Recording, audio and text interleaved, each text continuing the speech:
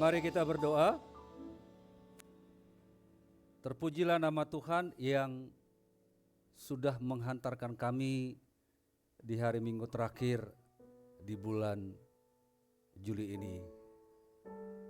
26 hari Engkau sertai kami Tuhan. Kiranya apa yang sudah kami dengarkan sepanjang bulan ini, kami harus selalu terkoneksi, terhubung dengan Tuhan. Tune in, log in surga. Dan hari ini kami masuk dalam disiplin rohani yang keempat ya Tuhan. Kalau dari tadi kami sudah memuji Tuhan, menyembah, memuji, mengagungkan kebesaran nama Tuhan, maka tibalah saatnya kami yang duduk diam mendengarkan sabda Tuhan. Tuhan, segala pikiran-pikiran kami yang mungkin sempat mengembara, melanglang buana, Tuhan yang dalam tanda petik menawan hati dan pikiran kami saat ini, untuk kami lebih fokus akan sabda Tuhan. Berkati saudara, keluarga, anak-anak, orang tua, suami, istri yang tidak bersama dengan kami saat ini dimanapun mereka berada. Kami percaya mereka dalam perlindungan Tuhan. Dan kami berdoa menyambut sabda Tuhan, firman Tuhan, di dalam nama Tuhan Yesus Kristus. Haleluya. Amin. Ya, silakan duduk Bapak Ibu. Shalom. Ya, hari ini tema kita adalah Shabbat Shalom. Jadi saya sempat bertanya dari mana asal kata ini. Jadi ceritanya begini. Sabat itu dimulai pada Israel, dimulai pada Jumat sore, tepatnya sebelum matahari terbenam. Jadi ya karena ini udah terbiasa bagi mereka, bagi orang Israel, jadi mereka sudah tahu kapan harus keluar, kapan harus masuk di rumah. Nah, bagi orang yang mungkin harus belanja, harus kemana-mana, sudah mau terbenam matahari, gitu ya, maka ada tanda Sabat itu akan dimulai, yaitu 2 menit sebelum matahari terbenam, maka akan ada trompet yang dibunyikan. Saya tidak tahu apakah di Yerusalem begitu. Nah, trompet ini menandakan bahwa Sabat akan dimulai, yaitu Jumat sore matahari terbenam. Lalu ketika orang-orang ada di pasar, berbelanja, di restoran, di parkir dan lain sebagainya, ketika trompet ini berbunyi, maka satu sama lain akan saling menyapa dan berkata, Shabbat Shalom, Shevet Shalom, saling menyapa. Mereka yang ketemu di parkir, Shabbat Shalom, Shevet itu Sabat. Shevet atau Sabat itu artinya untuk berdiam. Lalu kita tahu Shalom itu artinya damai, sempurna, utuh. Jadi kalau kita masuk dalam kata Shevet Shalom atau Shabbat Shalom itu artinya selamat berdiam diri dan selamat mendapatkan damai dan sukacita penuh. Itu arti Shabbat Shalom. Jadi kalimat ini adalah kalimat sapaan ketika Sabat itu sudah mulai Jumat sore sampai kepada Sabtu sore. Jadi semua berhenti, angkutan umum berhenti, taksi berhenti, orang-orang tidak berkeliaran di jalanan. Jadi kita bisa bayangkan heningnya suasana orang yang sedang Shevet atau Shabbat Shalom. Mirip-mirip seperti saudara kita yang ada di Bali. Mereka sedang nyepi. Atau karena saya ada di lingkungan Betawi, pada saat belum azan, Kak Jun tahulah, sebelum azan itu udah banyak entah anak-anak atau ibu-ibu, mereka nyanyi-nyanyi lah mereka. Nah kalau mereka lagi jalan-jalan, lagi main bola, begitu belum azan, begitu itu bunyi, itu anak-anak udah masuk. Kadang-kadang kalau sore hanya saya yang ada di taman itu, gitu. Apalagi kalau sudah azan berbunyi, nah mereka masuk. Nah kurang lebih itulah yang terjadi ketika Shevet atau Sabat Salom itu terjadi. Jadi suasana hening. Ngapain mereka belanja? Untuk mempersiapkan apa yang akan mereka makan, apa yang akan mereka perlukan sepanjang Jumat sore sampai dengan Sabtu sore. Kalau mereka ketemu mau ke sinagog, mereka saling menyapa, Sabat Shalom, Sabat Shalom, Sabat Shalom. Nah dari itulah kalimat itu, maka muncul seperti yang Pak Yosua sering katakan, Sabat Shalom ketika mau memberikan doa berkat. Lalu Bapak Ibu Saudara terkasih, kalau kita lihat 2 dekade atau 3 dekade terakhir ini, ada banyak negara maju seperti Eropa, Cina, Amerika, bahkan Jepang, kerja keras dan hidup mandiri itu dianggap sebagai sebuah kebajikan atau kebaikan. Semakin sibuk orang akan semakin hebat, lalu dianggap orang penting. Maka dengan begitu, bayangkan kalau hidup orang udah kerja keras, kemungkinan besar hidup orang akan sejahtera. Saya berdoa di Indonesia terjadi itu, orang kerja keras, hidup orang sejahtera. Kebutuhan hidup terpenuhi. Tapi sadar atau tidak, ternyata hasil survei yang membuktikan kalau orang kerja, ternyata terdapat kelelahan yang mendalam secara fisik maupun secara mental. Ini namanya burnout. Ada kelelahan fisik, ada kelelahan mental. Nah kebiasaan orang seperti ini, apalagi kita orang yang tinggal di kota besar, akan susah tidur. Lalu tidak hanya itu, orang yang kerja punya, ada survei jurnal The Economist pada tahun 2014, handphone atau smartphone, handphone pintar yang terkoneksi dengan bos dan karyawan kantor, ternyata The Economist ini membuktikan karyawan itu bisa bekerja selama 13 jam bahkan lebih. Ada overtime jam 5 atau jam 6. Begitu jam 6 pulang, bos masih bilang, jangan lupa ingatin klien. Betul. Habis itu jam 8 masih kering lagi. Gimana, udah siap belum buat meeting besok? Betul. Nah ternyata survei membuktikan orang-orang seperti ini akan mudah mengalami burnout, kelelahan fisik dan kelelahan mental, susah tidur, bahkan menderita secara spiritual. Nah akibat orang yang menderita secara spiritual, akibatnya apa? Mudah mengeluh, gampang marah. Bayangkan kalau bos telepon kerangking-kerangking jam 9, istri juga ngapain sih? Nggak ada hari besok, betul kan? Nggak ada hari besok, kamu kan baru pulang kantor, begitu kan? Jadi ada kelelahan fisik, ada kelelahan mental. Nah Bapak Ibu Saudara terkasih, dalam nats yang akan kita baca sebentar, Tuhan itu mengajarkan bahwa pentingnya, ajaran penting kepada umat bahwa kerja itu tidak cukup. Kita butuh istirahat. Karena dalam hidup ini, kita tidak hanya memenuhi kebutuhan fisik, tapi kebutuhan jiwa, kebutuhan roh juga harus terpenuhi. Oleh sebab itu mari kita baca. Saya akan baca Keluaran 16 ayat yang ke-11 sampai dengan ayat yang ke-30 dalam Alkitab terjemahan jilid yang kedua. Keluaran 16 ayat 11 sampai dengan 30, demikian firman Tuhan. Lalu Tuhan berfirman kepada Musa. Ini ceritanya bangsa ini mengeluh dan mengeluh.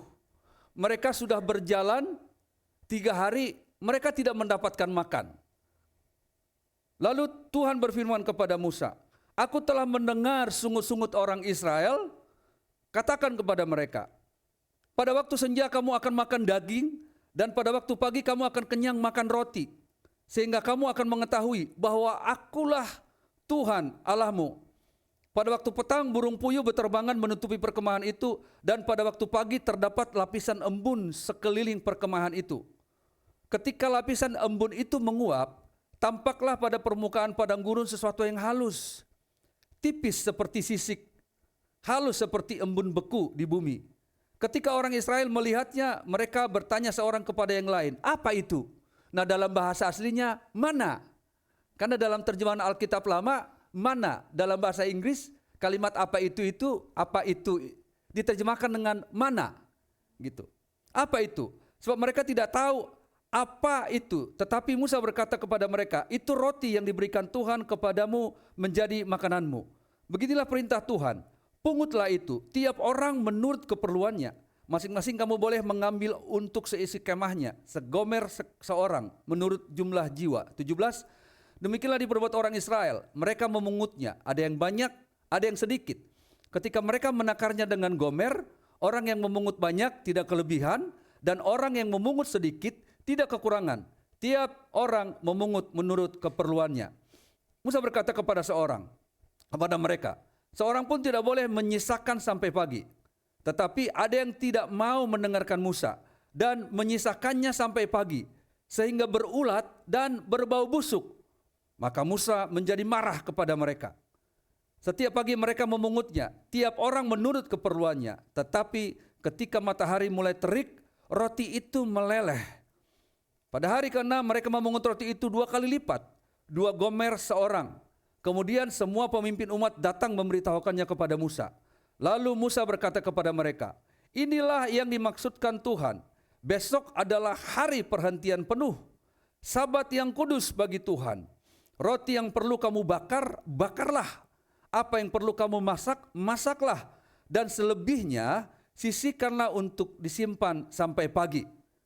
Mereka menyisihkannya sampai pagi seperti yang diperintahkan Musa. Tetapi roti itu tidak berbau busuk dan tidak berulat.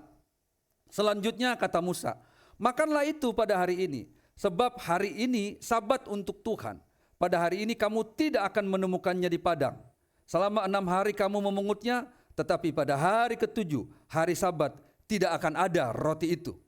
Tetapi pada hari ke-7 ada dari bangsa itu yang keluar untuk memungutnya, dan mereka tidak menemukannya.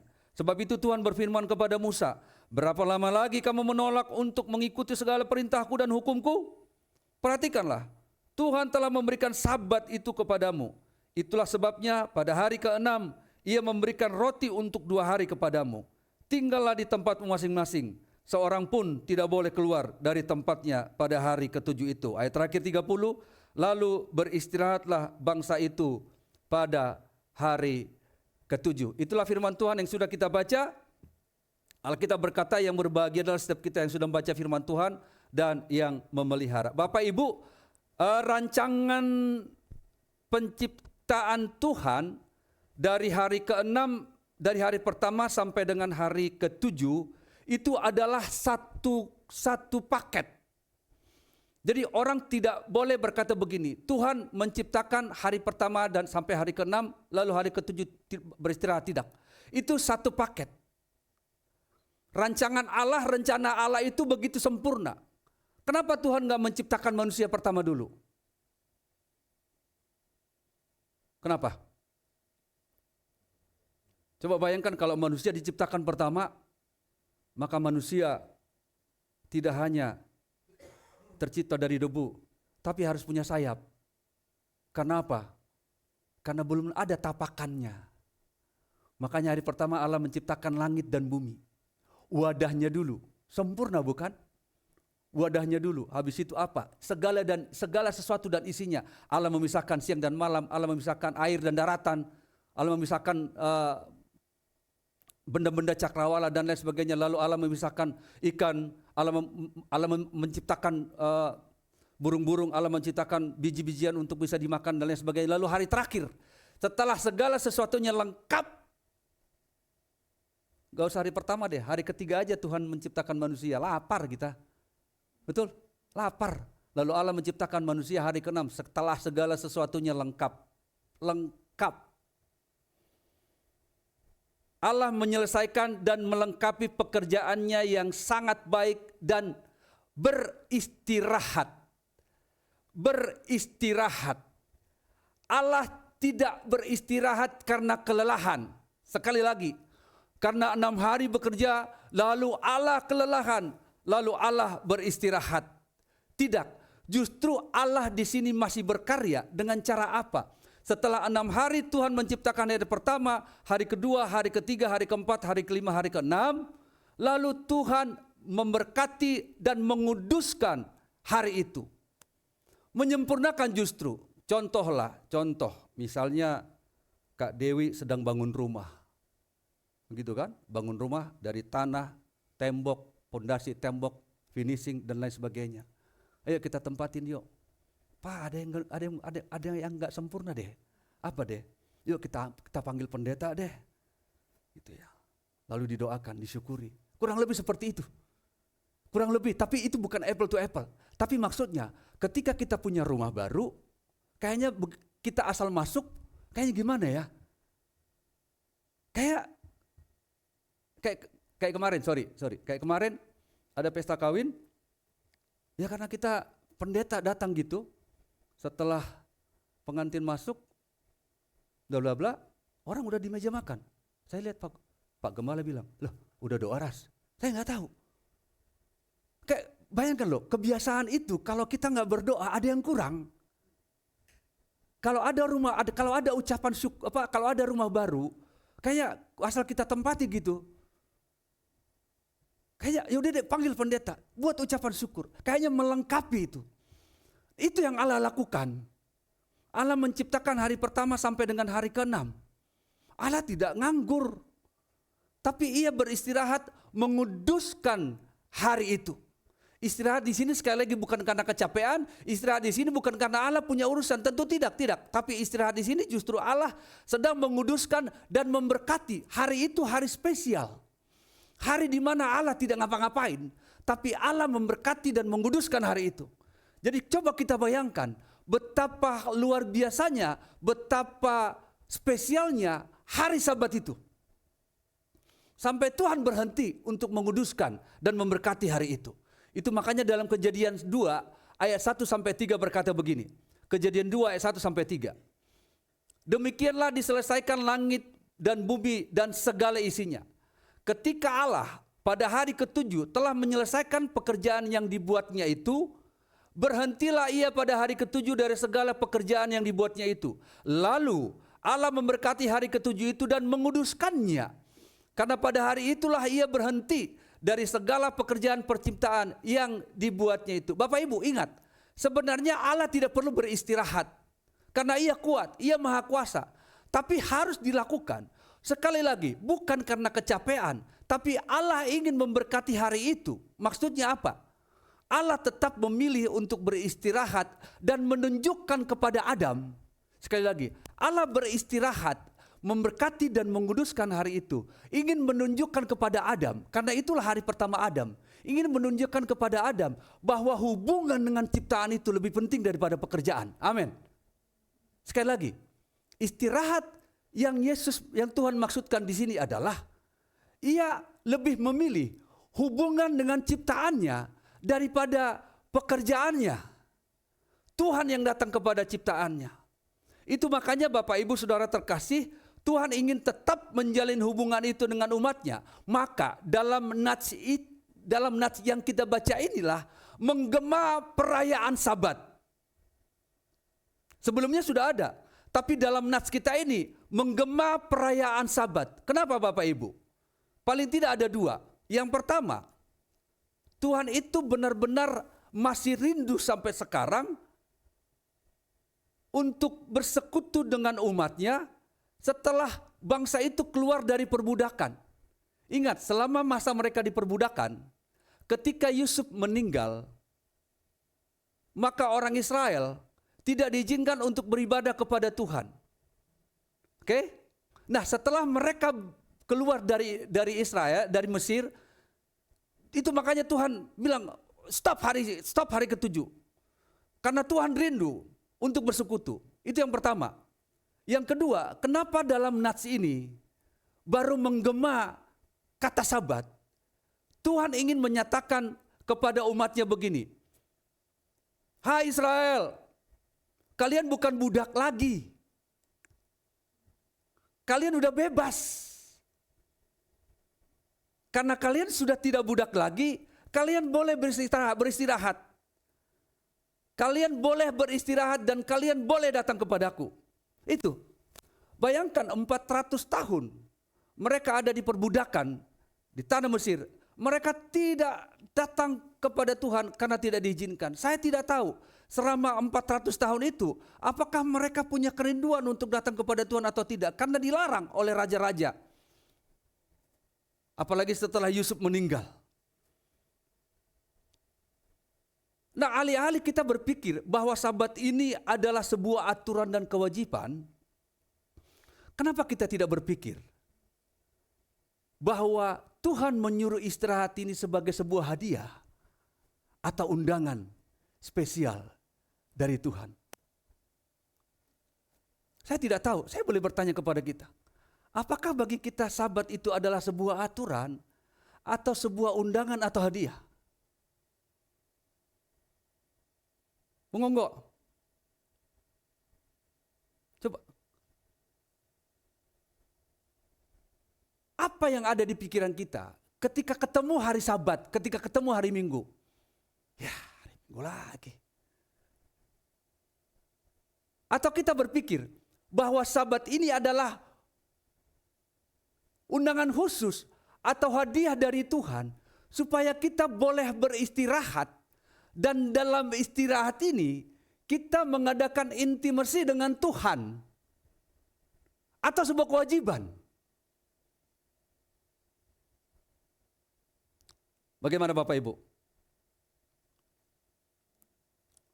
Sebuah kewajiban atau undangan atau hadiah? Undangan. Paling tidak lewat bacaan kita ini, Tuhan berkata begini, hai orang Israel, kalian bolehlah bekerja 6 hari, oke? Boleh bekerja, silakan bekerja 6 hari. Ingat, dalam 6 hari ini kalian boleh ambil secukupnya. Jangan disimpan karena nanti busuk. Karena ternyata emas kelamaan disimpan, lama-lama emasnya jadi palsu.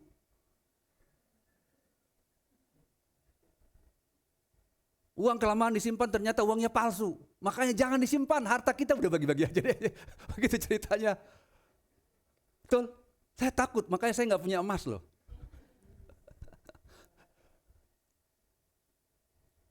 Tuhan bilang begini lihat bacaan kita. Udah 6 hari silakan bekerja. Ambil secukupnya. Ambil secukupnya. Ya, ambil. Jangan simpan.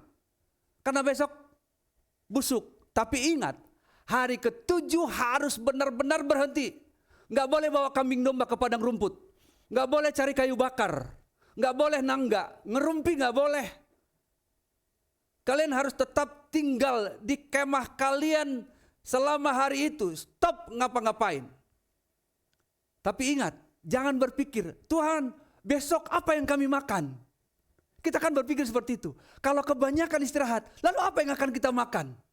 Jatahnya Tuhan kita ambil. Kan Pak, kalau Sabtu Minggu kerja itu dihitung lembur, gajinya 2 kali lipat. Betul? Apa yang Tuhan lakukan? Ketika mereka beristirahat hari ke-7, maka Tuhan menggandakan makanan mereka. Wow, luar biasa. Kita pikir dengan kita bersusah payah seperti orang-orang Eropa, orang-orang Jepang itu. Ternyata kalau panggil psikolog,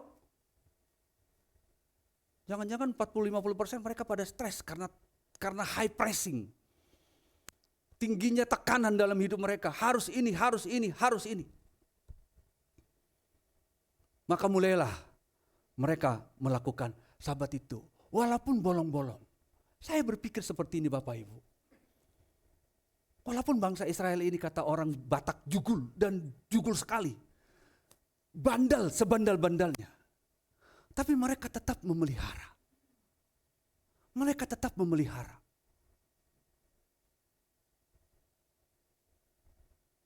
Lalu bagaimana dengan perjanjian baru? Ternyata di perjanjian baru sangat jelas. Tidak hanya Allah dalam perjanjian lama ada undangan, ada hadiah itu. Ternyata dalam perjanjian baru juga ada hadiah itu. Dalam bahasa Inggris lebih tepat. Coba tampilkan Bet. Dalam bahasa Indonesianya berkata begini. Marilah kepadaku hai kamu sekalian yang berletih lesu dan berbeban berat. Lanjutannya, aku akan memberikan kelegaan kepadamu. Agak berbeda kalimat terakhir dengan bahasa Inggris. Coba tampilkan Bet. Matius 11 ayat 28. Ini bahasa Indonesianya. Marilah kepadaku semua yang letih, lesuh dan berbeban berat. Aku akan memberikan kelegaan kepadamu. Tapi dalam bahasa Inggrisnya boleh tampil nggak, Dek? Ya, begini. Come unto me all ye that labor and are heavy laden. Itu bahasa Inggris coba ya. Are heavy laden. Nah ini. Aku akan memberikan kepadamu sentosa. Terjemahan lama. Aku akan memberikan kepadamu kelegaan. Tapi bahasa Inggris versi King James dikatakan begini. I will give you rest. Ini undangan. Marilah kepadaku. Sama seperti Tuhan. Hari ke-7 kamu datang kepadaku. Itu makanya saya tanya tadi di awal. Hari Minggu ini, apakah kewajiban atau undangan atau hadiah dari Tuhan? Ternyata sinkron. Dari perjanjian lama ada undangan Tuhan, ada hadiah Tuhan. Nah dalam perjanjian baru juga, Tuhan mengajak, Tuhan mengundang, dan Tuhan memberikan special blessing kepada kita. Datang kepadaku, aku akan buat kamu beristirahat. Luar biasa Bapak Ibu Saudara terkasih. Pertanyaannya begini, apakah kita menikmati istirahat demi istirahat? Ternyata tidak. Kita dalam tanda petik masih suka nyolong. Kenapa? Membenarkan apa yang Tuhan lakukan. Memang seperti kita tahu Bapak Ibu Saudaraku terkasih, Yesus itu sering dikecam oleh ahli Taurat dan orang-orang Farisi karena Yesus sering menyembuhkan pada hari Sabat. Kita tahu itu ya. Bahkan dalam satu hari di dalam Markus 1, Yesus menyembuhkan orang sakit dan mertua Petrus yang sedang demam. Orang melihat, disembuhkan gak ya? Disembuhkan gak ya? Disembuhkan. Lalu banyak dalam Matius pasal 12, orang yang sakit sebelah tangannya Tuhan sembuhkan. Dalam Markus 1, dalam Lukas 13, Yesus menyembuhkan ibu yang 18 tahun pendarahan. Bahkan dalam Lukas 14 saya baca. Dalam Lukas 14 ayat pertama sampai 6 saya baca begini. Lukas 14 ayat pertama sampai ke 6. Dikatakan begini. Penyembuhan orang sakit busung pada hari Sabat, busung air. Pada suatu hari Sabat, Yesus datang ke rumah salah seorang pemimpin orang-orang Farisi untuk makan di situ. Ke rumah salah seorang pemimpin orang Farisi loh. Semua orang mengamati dia dengan saksama. Datanglah seorang yang sakit busung air pada berdiri di hadapannya. Lalu Yesus berkata kepada ahli-ahli Taurat dan orang-orang Farisi itu, apakah aku boleh menyembuhkan orang pada hari Sabat atau tidak? Mereka diam semuanya. Coba kita bayangkan. Mereka diam semuanya. Lalu Yesus memegang dan menyembuhkan orang sakit itu serta menyuruhnya pergi. Kemudian Yesus berkata kepada mereka, siapakah di antara kamu kalau anaknya atau lembunya terperosok ke dalam sumur pada hari Sabat tidak segera menariknya keluar? Mereka semua tidak mampu menjawabnya. Bahkan seperti ada karpet merah atau legasi dari seorang Paulus dalam Kolose 2 ayat yang ke-6 berkata begini. Kolose 2 ayat yang ke-6 berkata begini. Ayat 16 kata Paulus. Karena itu jangan biarkan orang menghakimi kamu mengenai makanan dan minuman atau mengenai hari raya, bulan baru atau hari Sabat. Artinya begini. Udah silakan ngapain pada hari Sabat, kamu jangan dihakimi orang-orang. Nah Bapak Ibu, disadari atau tidak, kita terjebak dalam apa yang Yesus lakukan. Seakan-akan kalau Yesus bisa menyembuhkan hari Sabat, bahkan kalau Yesus bisa berkata begini, dibenarkan berbuat baik pada hari Sabat. Tuhan gak salah dong kita berkunjung ke rumah orang saat ibadah. Itu kan menunjukkan jiwa sosial. Tuhan gak salah dong olahraga pada hari Minggu, minimal sehat. Tuhan gak salah dong mengerjakan tugas di kantor. Paling gak nyenangin bos. Bapak Ibu sudah terkasih. Ini bukan berbicara benar atau salah. Sekali lagi, ini tidak berbicara benar atau salah. Kalau saya bertanya kepada kita, apa yang pakem untuk kita benar-benar melakukan Sabat Shalom itu? Nggak ada kan? Tidak ada. Yang paling benar adalah ketika kita datang kepada Tuhan dalam Sabat Salam itu untuk berdiam diri. Bayangkan loh. Lalu menemukan damai sejahtera.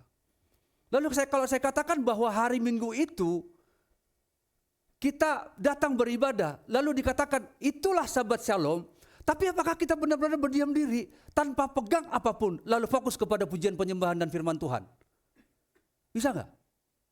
Paling enggak buah firman pada disiplin keempat ini membuahkan hasil mulai minggu depan. Mulai jam 10 sampai jam 12. Stop handphone. Minimal. Karena kata sabat itu berdiam diri.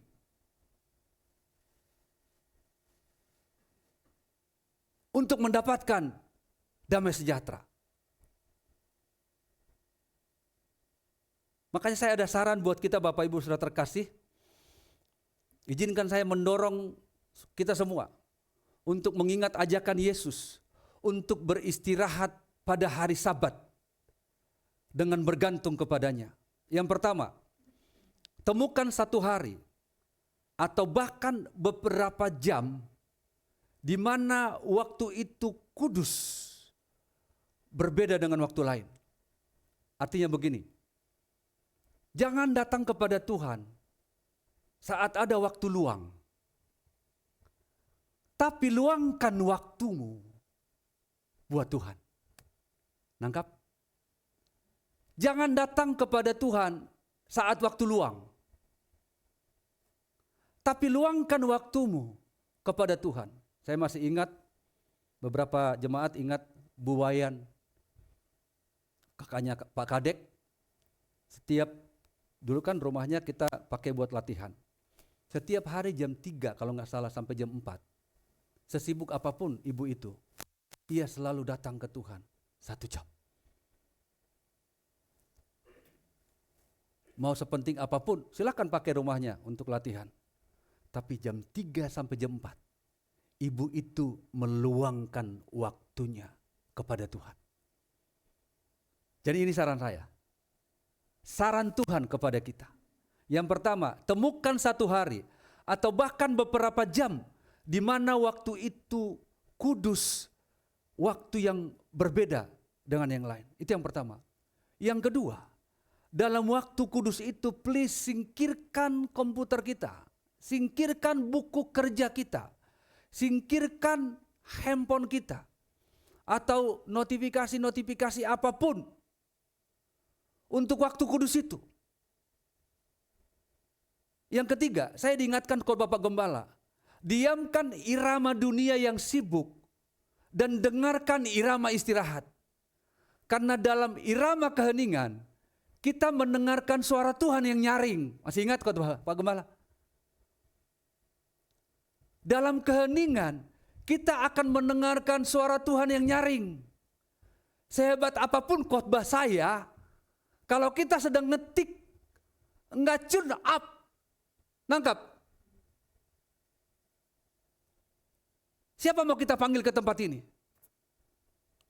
Siapa pendeta? Atau mau kita bangkitkan Bang Andi? Lalu khotbah di sini supaya kita nggak begini dan ketawa-ketawa. Tapi kalau kita pikiran kita melanglang buana, nggak mungkin. Yang keempat, untuk mendorong kita mengingat akan ajakan Yesus. Terimalah istirahat yang Yesus berikan secara cuma-cuma. Jangan ada teneng aling-aling.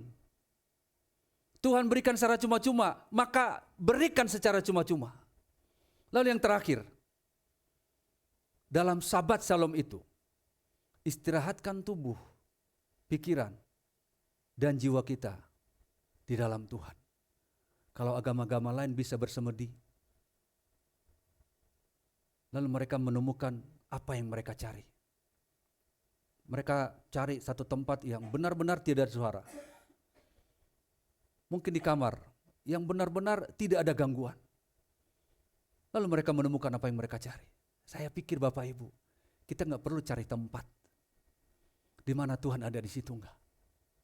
Mau di kamar mandi, mau di ruang tamu, mau di bis, mau di motor, mau berdiri di KRL, berdiri di Transjakarta, berdiri di MRT. Di situ Tuhan hadir. Pertanyaannya, connect enggak dengan Tuhan? Itu makanya pemazmur berkata begini, lebih baik satu hari. Saya baca, Mazmur 84 berkata begini.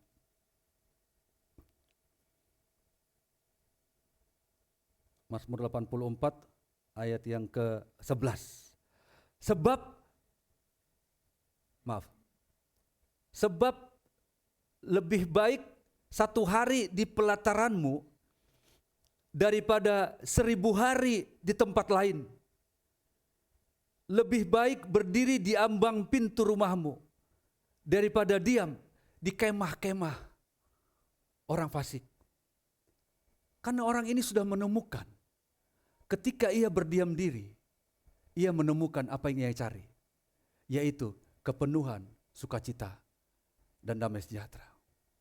Bapak Ibu sudah terkasih, mari ajakan sahabat shalom itu bukan sebuah kewajiban, tapi ajakan sahabat shalom itu sebuah hadiah, itu sebuah undangan untuk kita datang kepada Tuhan, mensyukuri apa yang Tuhan berikan kepada kita. Minimal, mengulangi khotbah-khotbah yang lalu, minimal kita recharging kembali.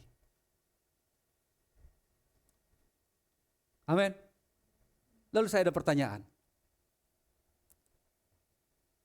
Pertanyaannya begini. Apakah kita bisa menjalani hidup ini setelah recharging dengan Tuhan? Artinya begini, bahwa modal kita untuk hidup besok, lusa, 3 hari ke depan, itu dimulai dari recharging hari ini. Jadi kita berhenti pada hari Sabat bukan dari pekerjaan, kita berhenti hari Sabat bukan untuk pekerjaan. Tapi kita berhenti pada hari Sabat untuk recharging kembali, lalu setelah kita recharging kembali, kita hidup untuk besok. Karena kalau kita di recharging untuk pekerjaan kita, lelah seperti orang-orang negara-negara maju tadi itu. Mereka tidak menemukan apa yang mereka cari. Mereka punya uang ya, mereka bisa membeli apa yang mereka mau. Tapi ternyata mereka kekeringan spiritual mereka. Mudah marah lah, sensitif lah, gampang bersungut-sungut lah.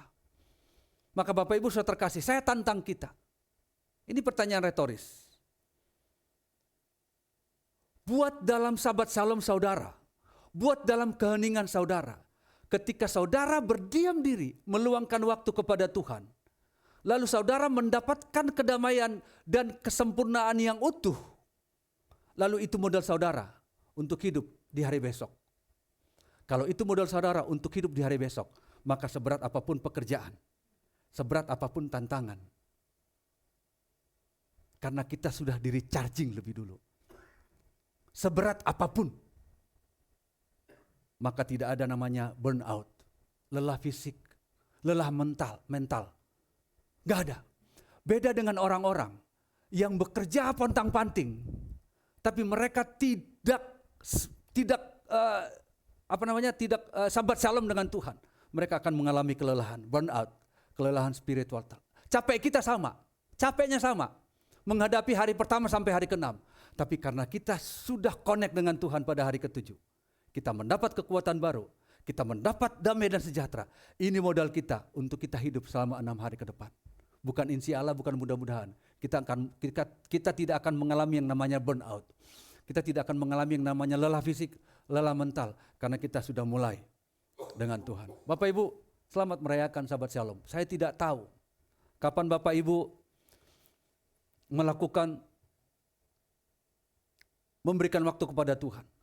Beberapa saat, 1 jam lebih baik, 2 jam lebih baik. Singkirkan kesibukan kita. Diamkan irama dunia. Silakan Tuhan yang berbicara. Dengan kita mengistirahatkan tubuh, mengistirahatkan pikiran. Lalu kita connect. Saya percaya kita akan mendapatkan kekuatan yang baru. Amin. Amin. Siap datang kepada Tuhan? dengan meluangkan waktu, bukan di waktu luang. Please. Saya percaya kekuatan kita bukan karena kekuatan fisik, tapi kekuatan yang dari Tuhan, karena kita di recharging kembali. Amin. Khotbah ini saya akhiri dengan nyanyi, lebih baik 1 hari di pelataranmu daripada 1000 hari di tempat lain.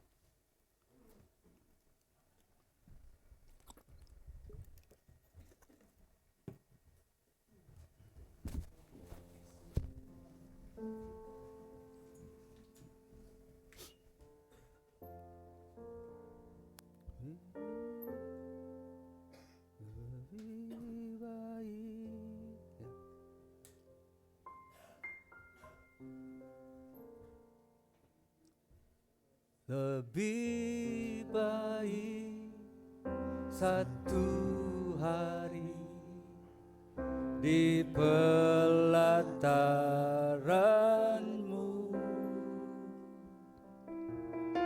daripada 1000 hari di tempat lain.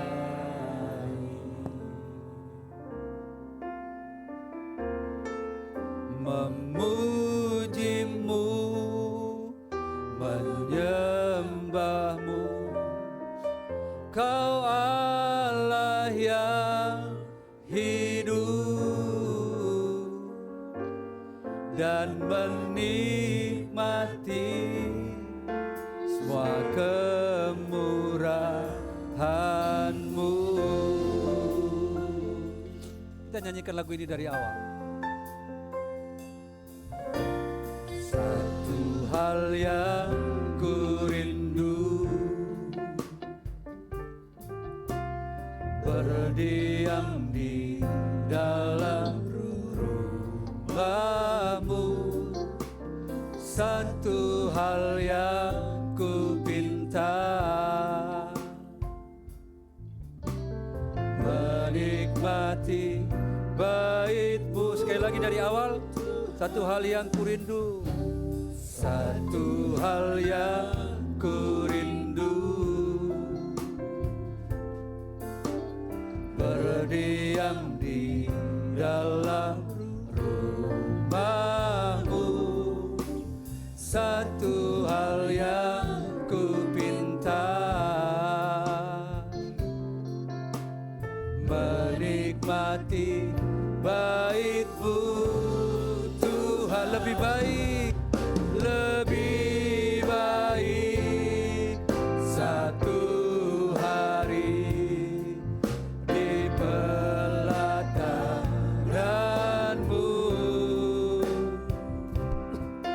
daripada 1000 hari di tempat lain.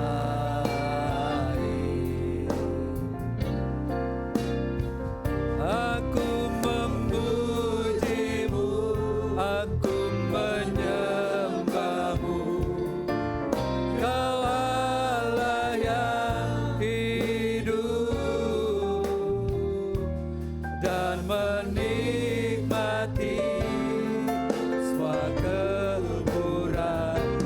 Sekali lagi, lebih baik 1 hari, lebih baik 1 hari di pelataran-Mu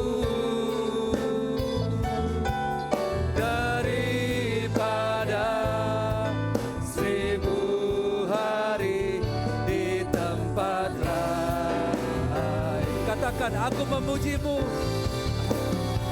aku menyembahmu, aku menyembahmu, Kau Allah yang hidup,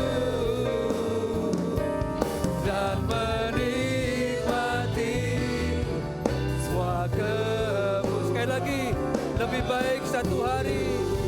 Terima kasih Tuhan Yesus.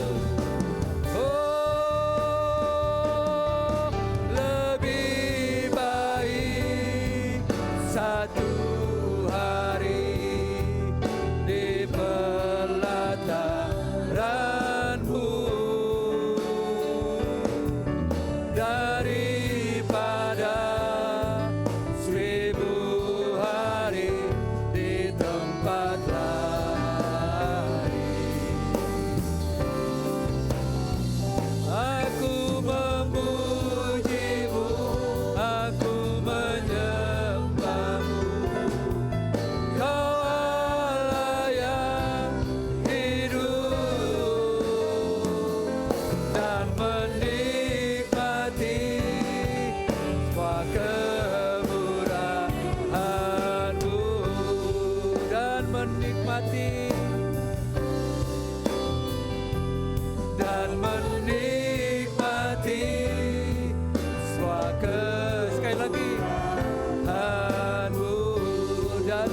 menikmati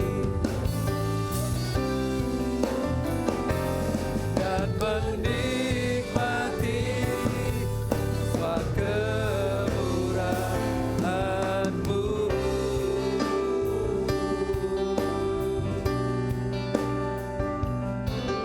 Terima kasih Tuhan Yesus.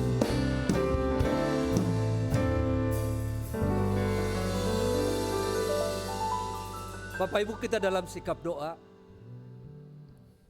dalam Sabat yang pertama sekali Allah lakukan. Karena Allah lebih memilih berhubungan dengan ciptaannya. Karena itulah hari pertama buat Adam dan Hawa. Tuhan rindu umatnya itu intimasi dengan Tuhan, connect terus dengan Tuhan. Lalu undangan itu menggema saat mereka berteriak, mengeluh karena mereka tidak makan. Ternyata ketenangan itu tidak hanya didapat dari makanan, tapi ketenangan itu justru didapat dengan berkoneksi dengan Tuhan. Dan undangan itu pun ada sampai sekarang. Kita yang lelah, letih, lesu dan berbeban berat, Tuhan katakan, I will give you rest. Aku akan memberikan istirahat supaya kamu memiliki sentosa dan kelegaan. Mari kita berdoa. Bapa yang baik, Bapa yang tangannya selalu terbuka untuk kami datang kepadamu, bukan di waktu luang, tapi kami meluangkan waktu kami untuk berdiam diri, bersefat, bersabat. Karena ternyata Tuhan pun berdiam diri. Bahkan ketika Yesus viral, namanya disanjung tinggi, tapi justru Yesus lebih memilih bersefat, bersabat, berdiam diri dengan Bapanya, lalu ia mengasingkan diri. Tuhan Yesus, kerap kali kami di bawah tekanan yang cukup tinggi, karena hiruk pikuknya dunia ini. Ada tekanan dari pekerjaan, tekanan di keluarga, tekanan di mana saja. Hingga kami lupa untuk berdiam diri, tidak sendirian, tapi bersama Tuhan. Dan hari ini kami diingatkan kembali untuk kami meluangkan waktu bersabat shalom dengan Tuhan. Kami berdiam diri tidak hanya untuk menenangkan pikiran, tapi kami berdiam diri untuk mendapatkan damai, sukacita yang seutuhnya. Lalu sukacita dan damai yang seutuhnya itu bisa untuk modal kami melanjutkan hari-hari kami. Tuhan berkati umat-Mu yang sudah mendengarkan sabda-Mu ini, agar kami ingat untuk bersabat dengan Tuhan kapanpun dan dimanapun, karena Engkau melingkupi ciptaan-Mu. Terpuji-pujilah nama-Mu Tuhan, di dalam nama Yesus kami bersyukur atas sabda Tuhan. Haleluya, bersama katakan amin. Amin. Tuhan berkati kita.